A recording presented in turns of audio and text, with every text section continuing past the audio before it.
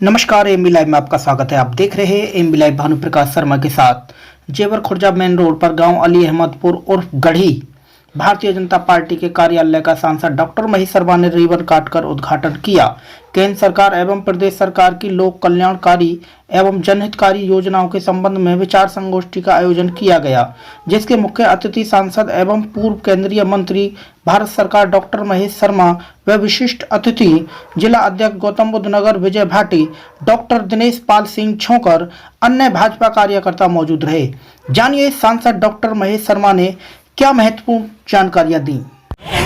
और आज के इस कार्यक्रम के संयोजन के केंद्र बिंदु जिन्होंने मुझसे कहा कि कुछ कपलत सी फैल रही है किसानों के बारे में, प्रधानमंत्री जी क्या कर रहे हैं, हमारे मुख्यमंत्री योगी जी क्या कर रहे हैं, इस विषय में एक संगोष्ठी की जाए अपने किसान बंधुओं के साथ। और पेशे से भी मेरे सहयोगी साथी रहे हैं, राजनीतिक सामाजिक जीवन में एक अच्छे कार्यकर्ता हैं भाई दिनेश पाल सिंह जी। आज हमारे बीच में मेरे फौजी बंधु बैठे हैं। मैं आपको बता दूं, मैं फौज में जाना चाहता था। मैं जब 9वीं क्लास में था तो नेवी बॉय में सेलेक्ट हो गया। उस वक्त 11वीं थी। जब 11वीं क्लास में आया तो एनडीए में सेलेक्ट हो गया। जब मैं एमबीबीएस में जाने लगा तो एएफएमसी पूना में मेरा सिलेक्शन हो गया, साथ में दिल्ली में भी हो गया। और एमबीबीएस करने के बाद आर्मी मेडिकल कोर में मेरा सिलेक्शन हो गया।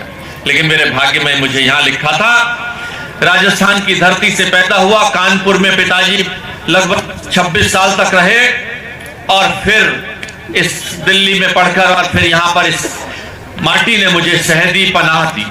38 साल 1982 में मैं यहां पर आया था। आप लोगों का साथ, आप लोगों का प्यार, आशीर्वाद मुझे इतना मिला।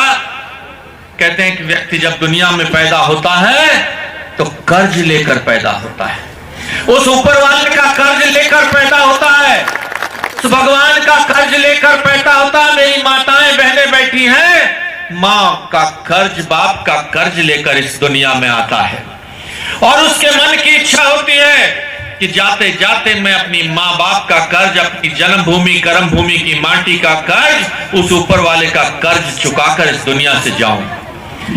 कर्ज चुकाने का मौका तो मिलता नहीं, कर्ज बढ़ता चला जाता है। जब थोड़ा आगे बढ़ते हैं तो गुरुओं का, मास्टरों का कर्ज चढ़ जाता है और आगे बढ़ते हैं तो इस समाज का कर्ज हम पर चढ़ता चला जाता है। मास्टर अमरपाल जी कहां बैठे? हाँ जी, राज सिंह जी सिरियाल से हमारे बीच बैठे हैं, मेघराज भाटी जी, भाई धर्मेंद्र भाटी जी, मनोज जैन जी, भाई सुशील जी हमारे पेट्रोल पंप वाले, भाई संजीव शर्मा जी। मैं इनका भी सबका कर्जदार हूं। नाम इसलिए ले रहा हूं कि याद रखेंगे कि तुम्हारा कर्ज हमारे पर, इनका कर्ज मुझ पर है। इन कार्यकर्ताओं की वजह से मैं यहां पहुंचा हूं। मेघराज जी की जोड़ी को देखा होगा आपने, प्रेमवीर प्रधान कहीं भी सिर फोड़ देते हमारी वजह, सामने वाले का भी फोड़ देते। रघुराज जी हमारे रुस्तमपुर से। तो साथियों, ये कर्ज बढ़ता चला जाता है। मेरे घर में बेटी ब्याही जाए, 1000 लोग इकट्ठे होते हैं। मेरा बाप दुनिया से जाए, 1000 लोग इकट्ठे होते हैं कंधा देने के लिए। बेटी ब्याहने में कन्यादान लेकर आते हैं। क्यों आते हैं? कर्ज है उनका मुझ पर। और ये कर्ज चुकाने का कभी मौका मिल जाए तो समझो ऊपर वाले की कृपा है आप पर, वरना मांगते रहते हैं दुनिया से। जब हाथ कल यूं करके हाथ पैदा होता, आदमी यूं ही करके दुनिया से चला जाता है। अगर कभी आपका हाथ यूं करने का मौका मिल जाए, कोई जिम्मेदारी मिल जाए, चिकित्सा पेशे से भाई धर्मपाल, भाई दिनेश पाल और भाई मुझे मौका मिला, उस चिकित्सा पेशे से भी मैंने कुछ कर्ज उतारने का कोशिश करी है। लेकिन एक और बड़ी जिम्मेदारी मुझे लगा, चिकित्सा पेशे से जिम्मेदारी पूरी नहीं हो सकती। अगर कुछ बड़ा समाज का कर्ज वापस करना है तो बड़ी जिम्मेदारी बड़े प्लेटफॉर्म से किया जा सकता है। मैं राजनीति में आया और ऐसा प्रधानमंत्री नरेंद्र मोदी के साथ काम करने का आपने 4 मंत्रालयों में मुझे मौका दिया। 4 मंत्रालयों में स्वतंत्र प्रभार मंत्री। ध्यान करो, 2015 में जब मैं 2014 में सरकार बनी, पहली बार मंत्री बना, 2015 में हमारे यहां प्रदेश में अखिलेश यादव की सरकार थी। हवाई अड्डा दिल्ली की सरकार सैंक्शन करती है, लेकिन प्रदेश की सरकार को भी सहमति जरूर होती है। प्रदेश की सरकार हमारी नहीं थी, अखिलेश यादव की सरकार थी। दिल्ली में जो मंत्री मिला था दूसरा मंत्री मेरे साथ, मैं सवेरे कहूं कि हवाई अड्डा जेवर में बनेगा, वो कहता ऐसा कोई प्रस्ताव नहीं, क्योंकि दिल्ली का जो हवाई अड्डा था GMR, वो आंध्र प्रदेश वालों का था, वो नहीं चाहते थे कि दूसरा हवाई अड्डा बने यहाँ, उनका काम आधा हो जाना था। लड़ाई चलती रही, आपकी और आपके बेटे की जीत हुई, हवाई अड्डा सैंक्शन किया। मैं अखिलेश यादव के घर गया, लखनऊ उनके घर गया, मैंने कहा देखो हवाई अड्डा बनाने में सहयोगी बन सकते हो आप, और धन्यवाद, उन्होंने प्रदेश सरकार की तरफ से सहमति दी। आज हमारे मुख्यमंत्री यशस्वी योगी जी ने उसमें पूर्णाहुति करी और ये हवाई अड्डा हमें दिया। प्रधानमंत्री और योगी जी के हम धन्यवाद देते हैं। आज गुड़गांव क्षेत्र में हम जाते हैं, गुड़गांव चमक गया जी। हमारे और गुड़गांव में बहुत फर्क है, गुड़गांव में पानी नहीं है, हमारा दोआबे का क्षेत्र, हमारे पास पानी पानी है। आज गुड़गांव की वजह से भविष्य आपका है। इस हवाई अड्डे में कार्गो भी है, माल ढोने के लिए। यहां से लेकर मुझे अभी पता चला है परी चौक तक करीबन 60 कंपनियों ने, विदेशी कंपनियों ने जमीन खरीद ली है। 1 लाख से ज्यादा युवाओं को उनको रोजगार मिलेगा। इनके कंपनी के लोग विदेश से आएंगे, यहां आएंगे, विदेश में अपना काम करेंगे, सवेरे की फ्लाइट से आएंगे, शाम की फ्लाइट से अपने देश चले जाएंगे। यह आपका भविष्य। आपने कष्ट भी बहुत झेले, जेवर के लोगों ने बहुत कष्ट झेले साहब। आज जेवर के लोगों ने जिस कष्ट झेले हैं, आपके बेटे को आपने ये मौका दिया कि अपने इस क्षेत्र की मैं कुछ सेवा कर सकूं। आज जो बता रहे हैं, बिजली पहले से अच्छी आती है, पहले 2-4-6 घंटे, 15-16 घंटे आती है, 24 आनी चाहिए। अब यही देखो विधायक जी, आपके सामने रात के टाइम मान लो पेशाब लगे, खांसी आ जाए, बिजली ना आ रही हो तो रात को 4 बजे कौन मोमबत्ती जलाएगा, कौन लालटेन जलाएगा? खटका हुआ तो अपने दबा दिया, खटका हुआ बिजली जल गई। आपके बराबर में 13,000 करोड़ की लागत से बिजली घर बन गया है। 13,000 करोड़ की लागत से बिजली घर ऊर्जा के अरनिया ब्लॉक में बनकर तैयार, जिसकी 60% बिजली हमारी गौतम बुद्ध नगर को मिलेगी।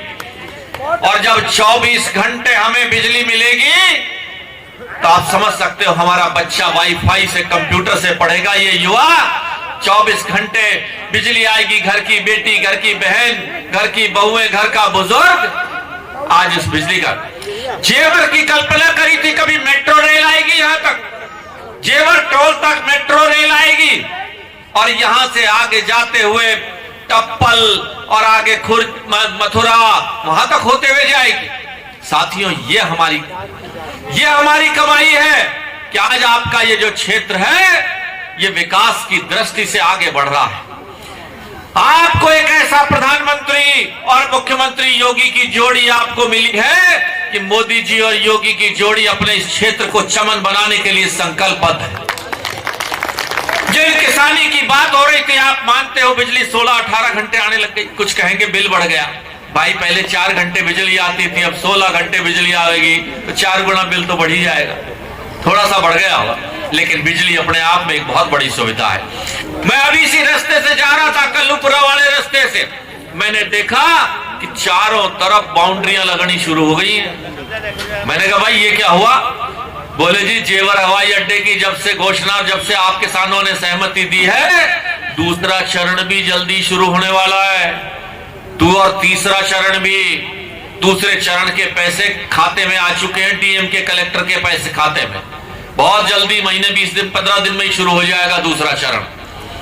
और उसके बाद हवाई जहाज मरम्मत का काम भी यही होगा, उसके बाद कार्गो का काम भी यही होगा, और हवाई की फ्लाइट तो देश विदेश में, यहाँ का फूल, यहाँ का खरबूजा, यहाँ की सब्जी 2 घंटे में देश के किसी भी कोने में पहुंच सके। अपने इस क्षेत्र का भविष्य मैंने देखा, जमीन। मैंने कहा भाई ये बाउंड्रियां क्यों लग रही हैं? बोले जी जमीनें कुछ बिक गई, कुछ बिक रही हैं। बोले क्या भाव बिक रही है? बोले जी 20 लाख से ऊपर ही ऊपर है, 20 से लेके 50-40 लाख रुपए बीघा तक बिक रही है। आगे की जमीन, पीछे की जमीन क्यों बिक रही है? क्योंकि 23 लाख रुपए का मुआवजा सरकार ने दे दिया है, तो 23 से ऊपर ही बिकेगी, कम नहीं बिकेगी।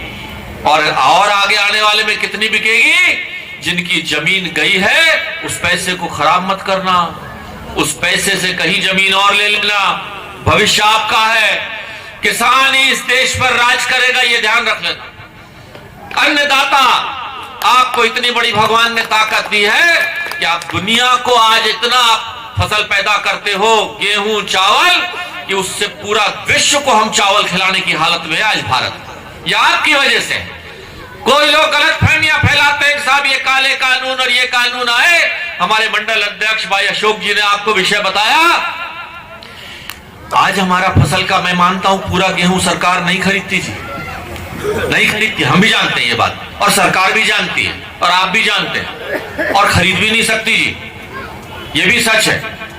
लेकिन लागत मूल्य 1875 रुपए जो चावल का गेहूं का घोषित किया है, आपकी सरकार ने घोषित किया है। सरकार ने कहा है कि एमएसपी है, एमएसपी था और एमएसपी रहेगा। मंडियां थी, 1975 हो गया, हमारे उदयवीर जी हमारे मंडल अध्यक्ष बता रहे हैं। तो साथियों, आज ये विषय आया है कि मोदी के हाथों किसान का नुकसान नहीं हो सकता। मंडियां थी, मंडियां हैं, मंडी रहेंगी। किसान को फायदा हुआ कि अगर चाहे तो मंडी में माल बेचे, और उससे ज्यादा अगर कोई भाव देता हो तो उसे बेचे। दोनों जगह ये विकल्प है, कोई जरूरी नहीं है कि वो माल किसको बेचे, दोनों तीनों, और यहां बेचे, यहां से जाके राजस्थान में बेचे, हरियाणा में बेचे, पंजाब में बेचे, कहीं बेचे। अब आप कहोगे यहां से राजस्थान माल कैसे लेके जाऊंगा, जाने की जरूरत नहीं है जी। ई मंडियां शुरू हो गई। आपके जो कंप्यूटर सेंटर आपके गांव में बने हैं, उससे आप अपना भाव तय कर कर किसी भी ई मंडी में अपना माल बेच सकते हैं। लेके भी सामान आपके यहां से वो जाएगा, खरीदार पैसे 3 दिन में आपको देगा, ना दे तो उसके पर मुकदमा। ये गलतफहमी फैलाई गई, ये गलतफहमी फैलाई गई कि साहब जमीन जिसकी बांट होगी उसकी जोत किसी के गांव चली जाएगी। आज तक गई क्या? आज बटाई पे काम सैकड़ों सालों से हो रहा है। बटाईदार जो लेता है उसकी जमीन हो जाती है क्या? कैसे हो जाएगी? और मोदी जी ने तो इसके लिए कानून बढ़ा दिया है कि किसी भी तरह से ना तो उस जमीन को जो लेने वाला है कॉन्ट्रैक्ट फार्मिंग वाला, ना उस जमीन को बेच सकता, ना गिरवी रख सकता, ना रहन रख सकता, ना उस पर लोन ले सकता, कुछ नहीं कर सकता है। मालिकाना हक किसी भी स्थिति में किसान का रहेगा। आदरणीय राधेश्याम पंडित जी हमारे बीच में बैठे हैं, मैं उनको प्रणाम करता हूं। नजर से कोने में देखिए, हमारे बुजुर्ग हैं, बड़े हैं, हमारे मार्गदर्शक हैं। साथियों, ये सरकार, विश्वास कर लीजिए, जेवर तक मेट्रो रेल आना, बिजली घर बनना, ये बनना, कुछ किसानों को 6,000 रुपए साल के किस्त मिली। अब ये बताओ, ईमानदारी से बताओ, अगर पहले से वाली सरकार होती, कुछ को नहीं मिली होगी, मान लेता हूं, किसी को पहले होती तो 20-30% कमीशन बिचौलिया खा जाते। पूरे पैसे आए, सीधे खाते में आए, मनरेगा का पैसा सीधे जाता है। अटेस्ट करने के लिए लाइन लगवानी जात पड़ती थी, विधायक के घर भाग रहे हैं, साहब विधायक नहीं मिल रहे, लखनऊ गए हैं। कोई जरूरत नहीं है अटेस्ट करवाने की, खुद ही अटेस्ट कर सकते हो। ये काम किया आपकी सरकार ने। सीधे आधार कार्ड के माध्यम से सीधे कोई भी लाभ अगर जाना है तो आपके पास चला जाएगा। साथियों, इस व्यवस्था, ये कर्मचारी, ये सरकार, ये अथॉरिटी, ये आपकी दी हुई है। आपके यहां से तनख्वाह मिलती इनको, आपके यहां से तनख्वाह मिलती इनको। ये काम करेंगे, ये आपके टैक्स का दे रहे हैं। ये पैसा जो आपकी सड़क गली बनाने में आ रहा है, ना मेरा ना मेरे बाप का, ये आपका ही पैसा है। आप जो टैक्स देते हो वही से अथॉरिटी आकर आपके यहां, चाहे मैं आऊं फीता कटवाने के लिए, बिल्ला ले जाऊं, मेडल ले जाऊं। लेकिन साथियों, जो अपेक्षा है, हमने कसम खाई थी कि हम अपने देश की माटी की, अपने भारत माता की, अपने समाज के सामने अपने माँ बाप की, अपनी पार्टी की, पार्टी के कार्यकर्ता बैठे हैं। पार्टी से हमारा क्या रिश्ता है जी? मां का रिश्ता हम कहते हैं पार्टी से। मां से लेन देन नहीं होता। मां से ये नहीं होता कि मां आज अगर तू मुझे दूध पिलाएगी तो तू मेरी मां, और नहीं तो तेरी मां नहीं। माँ का मतलब जब हमने किसी को माँ के रूप में स्वीकार कर लिया, अरे ये तो भारत है, ये तो अपनी भारत माँ को भी माँ कहती है, गाय को भी माँ कहती है, तुलसी को भी माँ कहती है और गंगा को भी माँ कहती है। ये हमारी संस्कृति है। साथियों, किसी भी तरह की सब कुछ स्वीकार है। एक 4 बालक हैं, एक बच्चा 90% नंबर लाता है, एक 40% लाता है, 50%, वो भी हमारा ही है। सब कुछ मंजूर है। बालक कम नंबर लाए, ज्यादा नंबर लाए, कम काम करे, ज्यादा काम करे, लेकिन वफादारी पर अगर प्रश्न चिन्ह हो जाए तो स्वीकार नहीं है। देश में हमारे 130 करोड़ लोग रहते हैं, जिनकी शौक, जिनकी वफादारी भारत मां के प्रति नहीं है, पाकिस्तान के प्रति है, वो गद्दारी स्वीकार नहीं है। इस देश में गद्दारी स्वीकार नहीं हो सकती, और जिनकी फितरत गद्दारी की होती है, जिनकी फितरत में वफादारी नहीं होती, उनका ये समाज कभी सम्मान नहीं करता है। ध्यान रखना, ध्यान रखना, कम ज्यादा हो सकता है। Doctor Mahesh Sharma, Bharatiya Janata party. हमने सबको स्वीकार करें। भाई कम है हमारा है, बेटा हमारा है, दोस्त हमारा है, साथी हमारा है, लेकिन साथी बराबर में जेब कतरा जेब काटे कोई दिक्कत नहीं है, लेकिन बराबर बैठा साथी जेब काटेगा तो तकलीफ होगी। बराबर बैठा साथी अगर जेब कतरा बने तो स्वीकार नहीं है। हमारी पार्टी के कार्यकर्ता बंधुओं, आप जिस पार्टी के मूल संदेश से बंधे हो, वो संदेश पंडित दीनदयाल उपाध्याय जी ने दिया था कि पायदान की सीढ़ी पर खड़ा हुआ आखिरी व्यक्ति भी इस आजादी की महक ले, आजादी की रोशनी ले। और श्यामा प्रसाद मुखर्जी ने दिया था कि कश्मीर मेरा हो, एक देश एक विधान एक प्रधान। आज वो कश्मीर आपका है, उस कश्मीर को आपका करने वाला आपका शेर नरेंद्र मोदी है। उस राम मंदिर को बनाने की जिसकी कल्पना हमारे बुजुर्ग ने कभी करी भी नहीं होगी।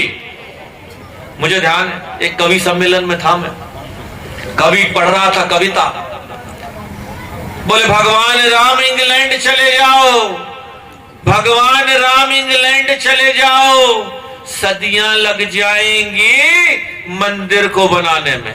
इतनी सुनी, पीछे से बजरंग दल का एक कार्यकर्ता था, कूदता हुआ मंच पर आ रहा, 2 मारे कभी सब वहां देखे, बोले कभी सदियां नहीं लग जाएंगी, इसी सदी में इसी साल में मंदिर बन जाएगा, और आपका मंदिर बन गया। विजयपाल जी बहुत पीछे बैठे हो, कर दो नारा तो लगा दो, जय श्री राम। जयवीर जी, कल्पना नहीं करी थी हमने कि राम मंदिर हमारी इस पीढ़ी, इस युवा पीढ़ी को तो कहा था, ये बुजुर्गों की पीढ़ी तो शायद बैठ चुकी थी कि ना तो कश्मीर का मामला निपटने वाला और ना ये राम मंदिर का मामला निपटने वाला। अब जो 2 काम बच गए वो भी पूरे होने वाले हैं, समझ रहे हो ना। समान आचार संहिता तैयारी है पूरी, चिंता मत करना। मोदी है तो मुमकिन है, और साथ में जोड़ीदार योगी जी और मिल गए हमें, तो सब कुछ हुआ। कितना बढ़िया कोरोना काल देखो कैसे निभाया आपके योगी जी ने, मोदी जी ने हमारे देश को, लेकिन आप किसानों ने बचाया। तो साथियों, मेरे बुजुर्गों, याद रखना, अपनी इस कर्म भूमि की माटी का, अपने दोस्त का, अपने यार का, अपने साथी का, अपनी पार्टी का, हम सबका कर्ज लेकर इस दुनिया में चलते हैं, और कर्ज देने वालों से उनका मान सम्मान जरूर बनाए रखना, उनसे वफादारी पर कभी प्रश्न चिन्ह मत उठाना, ये ध्यान रखना। मैं आप सबके चरणों में नमन करता हूं। भाई दिनेश पाल सिंह जी, हमारे जिलाध्यक्ष, और हमारी पूरी पार्टी के सभी कार्यकर्ता बंधु यहाँ बैठे हैं। साथियों, हम सबको लेकर अभी बहुत कुछ इस देश में करना बाकी है, बहुत कुछ हो गया है। पिछले 6 साल में 2014 में जब से मोदी की सरकार आई है, देश करवटें बदलने लगा है, युवा तरुणाई की करवट बदल रही है। इस कोरोना काल ने भाइयों थोड़ा सा झटका लगा है, लेकिन फिर भी हम जल्दी खड़े हो गए, फिर भी हम जल्दी खड़े हो गए।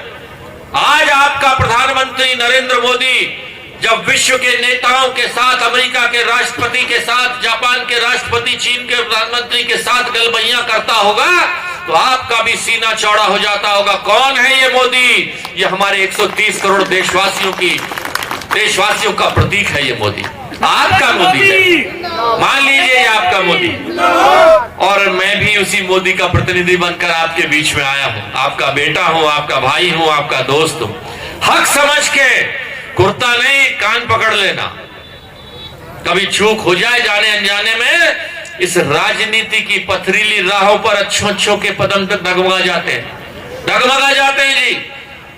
बड़े बड़े लोग कहेंगे आइए ठेका दिलाऊंगा एयरपोर्ट में, आ जाओ, आइए ये सड़क का ठेका दिलवाऊंगा। जांच करने के नाम पे पहुंच जाते हैं, हो ठेकेदार जी मिट्टी मिला रखी है आपने तो सड़क में। प्रधान जी के भी पसीने छूट जाते हैं। प्रेमवीर प्रधान जी इधर कुछ बोलते हैं, शाम को कहते हैं सांसद जी क्या गलती हो गई बताओ। साथियों ये ध्यान रखना, आपका दामन साहब, आपने ये सफेद चादर मुझे सम्मान की दी थी, इस पर दाग नहीं लगने दूंगा। अगर कोई आपके सामने आयु कहे कि सांसद ने कहीं किसी की चाय भी पी होगी तो उसे वहीं कॉलर से पकड़ लेना और चढ़ने से पहले मेरे से बात करवा देना। ऐसा ना जड़ दो वो कि मैं तो नहीं कही थी, पहले उससे पूछ लेना लोग, बता सांसद के बारे में तुझे कुछ कहना हो।